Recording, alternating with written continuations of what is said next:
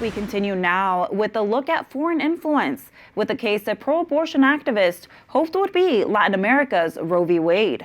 The case out of El Salvador challenged the country's sovereignty by attacking their pro-life laws. It began in 2013 when a woman named Beatriz, who suffered from lupus, wanted to abort her baby, Leilani, who was diagnosed with anencephaly, which has an incredibly low survival rate. El Salvador denied her request for an abortion, but Beatriz obtained an early C-section instead. Her baby lived for 5 hours.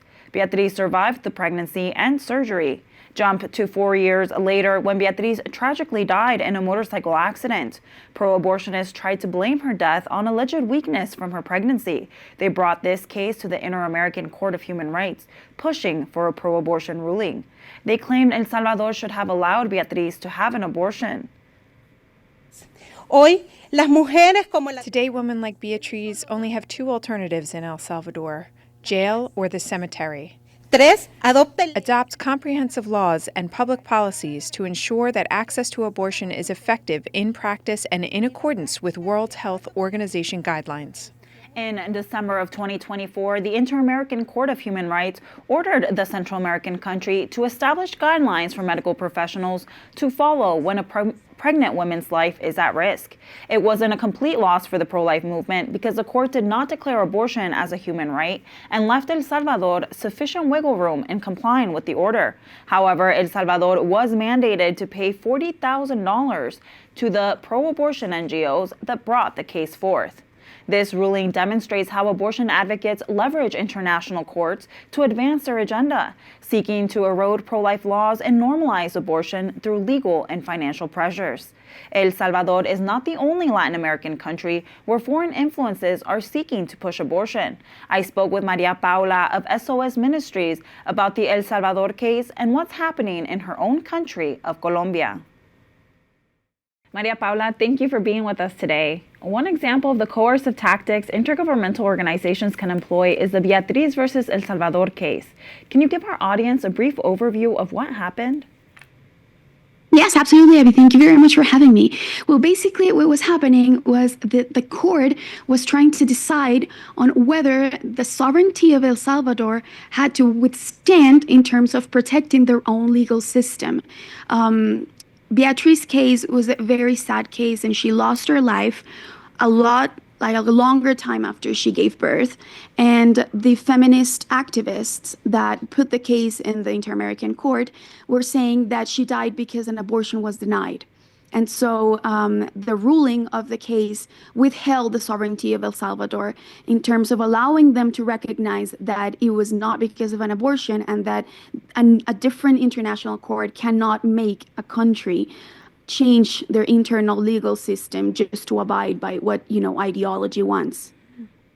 No, thank you for that helpful context. In a previous correspondence, you mentioned that in 2022 alone, over $90 million were allocated to promote sexual and reproductive rights across Latin America, with approximately $12 million invested in Colombia. Can you share the types of programs this funded and their impact? Yes, absolutely. Not just by international organizations like Planned Parenthood, because they are investing millions of dollars, not only in Colombia, but in Latin America, to promote local abortion clinics, but also to do political lobby in our courts in cases just like El Salvador, because they are financing all the, pressure within those cases and our courts. Specifically in Colombia, they're paying a lot of money, like the United Nations Population Fund and, Planned Parenthood, and most of these organizations, they are financing non-governmental options and educational programs in order to take contraceptive policies, in order to do, educational courses and tours around our schools, especially with people that are in the lower stages in society and that don't have many resources, to teach them about sexual reproductive rights. And you know what that means. It means masturbation since you're 3 years old. That's what we have in Colombia right now. And of course, access to abortion as if it was contraceptive. Misoprostol and the abortion pills are taken for contraception here in our country. So that means that a lot more people are getting access to these procedures that are, against human rights and against life in general. That's awful to hear. And so what can countries like El Salvador and Colombia do to combat these foreign ideologies? Well, first, I think that it's very important that we talk about the El Salvador ruling. The Beatriz versus El Salvador case ruling, it's amazing because it's, a precedent. And it allows more countries to, understand that their sovereignty must be respected, even by international courts. And also, being made aware, the pro-life movement within our countries, that we have a fight, and that in order to be able to win these legal battles and political battles, we have to first understand the enemy and understand what's going on. Second, we need to, be able to track the finances and the resources and the investments so that we can, denounce it, and that we can talk about it, and that we can question it out loud in the public sphere. Why are they receiving so much money from taxpayers as well? Why are they using the taxpayer funds to finance this type of programs? And third, we need to unite. If we're united, I'm pretty sure that there are a lot more battles that we're going to win. I think that's an important message. And finally, to close, can you share a little bit about SOS Ministries' work? Yes, absolutely. We're a Catholic ministry, and we focus on integral sexual education and also theology of the body. We're trying to present the dignity of the human person and the sexuality in terms of a comprehensive perspective. It's not just genitals, it's not just intercourse, and it's not just a physical, biological domain. It's the whole person, and we are valued, and our dignity must withstand, and we have to protect it. So we give courses and lectures and workshops, and we go to schools and universities, but we also have a lot of impact in social media, and that's what we want. We want to impact the culture.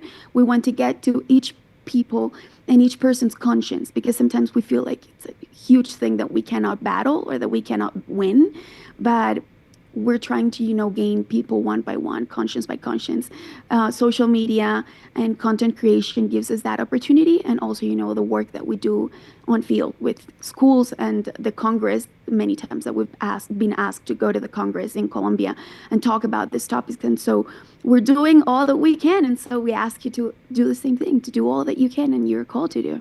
Yes, thank you so much, María Paula, and I hope our EWTN family will join me in praying for you and your ministry. That's much needed in Latin America. Thank you. Thank you very much for having me.